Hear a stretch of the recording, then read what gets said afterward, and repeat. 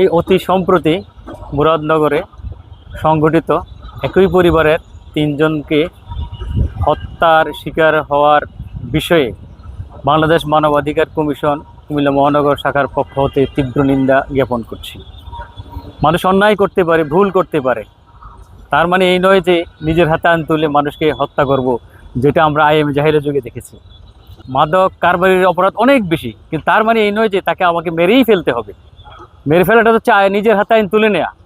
এইভাবে বিশৃঙ্খলা সৃষ্টি করলে দেশ সমাজ যে অগ্রগতির দিকে এগিয়ে যাবে আমরা ধারণা করছি, সেখানে একটা বড় নেতিবাচক প্রভাব পড়বে, যেটা কখনোই আমাদের কাম্য নয়। তা আমরা বলবো যে এই বিষয়গুলোকে অবশ্যই প্রশাসনকে দেখতে হবে, এবং আমরা সাধারণ জনগণ যারা আছি আমরা যদি একটু সচেতন না হই, তাহলে এই ধরনের ঘটনা মুহুর্মুহু ঘটতেই থাকবে। এই জাতির যে একটা জুলাই বিপ্লবের যে একটা কাঙ্ক্ষিত লক্ষ্য ছিল, সেটা কখনোই সম্পাদন করা সম্ভব হবে না, অর্জন করা সম্ভব হবে না।